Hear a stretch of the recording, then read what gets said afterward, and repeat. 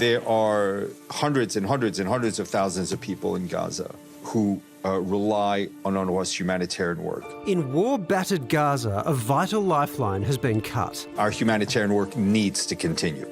Lives depend on it.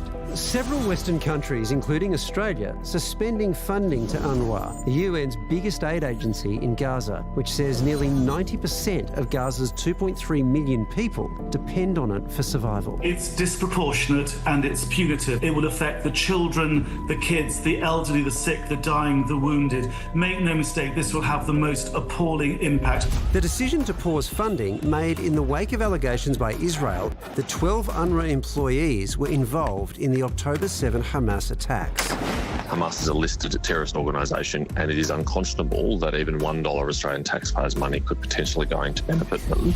9 staff have already been dismissed, the UN vowing to hold to account any employee found to be involved in acts of terror, as it calls on countries to resume funding. UNRWA has suspended these workers who were thought to have been involved in this. What is this suspension of aid meant to achieve, given that that has already happened? And what does UNRWA have to do to have this aid reinstated? But Israel's allegation is just the latest episode in decades-long friction with UNRWA. Lazzarini would have you believe that these are bad apples, yes, a few bad apples, but unfortunately, it's not the case. UNRWA as an organisation, unfortunately, works hand in hand with Hamas. In January, Australia had pledged $6 million to UNRWA. That cash is now on hold. Aid continues to go into Gaza, but maybe the people delivering the aid should be humanitarian organisations not tainted by terrorism. That small trickle of remaining aid not nearly enough to support the more than 500,000 Gazans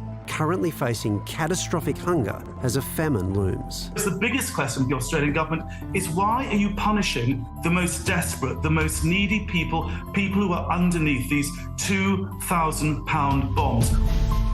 Director of the Australian Centre for International Justice, Rawan Arraf, he is a human rights lawyer.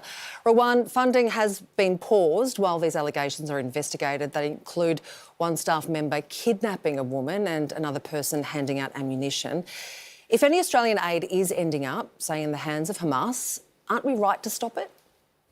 Look, I think the allegations are serious and the agency has responded properly. They have a zero tolerance policy towards any engagement with serious criminal activity. And in fact, what they've done is what any agency should do. They've terminated the employment of the individuals that are alleged to be involved in such actions. And so I think to pause funding is irresponsible. We've got 2.3 million people in Gaza reliant on humanitarian assistance and relief in a situation which the UN agencies have said is catastrophic. So I don't think that this response from Western states, including the Australian government, is at all justified. Rawan, let's talk about some alternatives. I mean, obviously Israel has long accused this UN agency of fuelling anti-Israeli incitement. They say they allow their schools to teach anti-Israel propaganda. Wouldn't it make more sense, and you've quite rightly pointed out that you've got to get this aid through, to funnel that aid through an alternative organisation? Well, UNRWA is the largest humanitarian provider in Gaza. It wouldn't make sense to just now upend the massive logistical support that it provides on the ground now and has been doing so for decades. What the Australian government needs to do is reverse this decision and reverse it promptly. It doesn't make sense to cut off the lifeline of support to people who are undergoing genocidal violence. I would add there's not one UN agency in the world that hasn't been affected by claims of anti-Israel bias.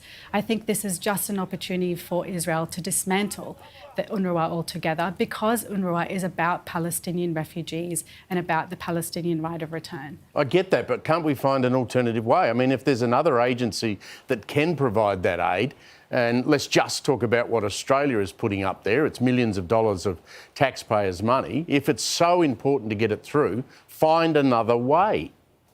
Well, I think the only way really is through UNWRA. It is the largest provider of humanitarian relief and assistance. What it has done is, I think, the right decision. It's terminated the employment of these people and it's said that it will undertake an investigation.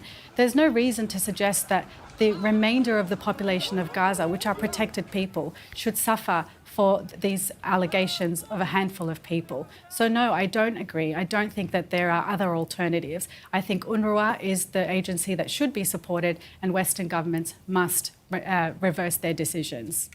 I guess the Australian government might be thinking these aren't the first kinds of allegations that UNRWA have ever had to deal with, but that these ones particularly add so much to that because they are so very serious that they represent something of a breach of trust or a breach of faith.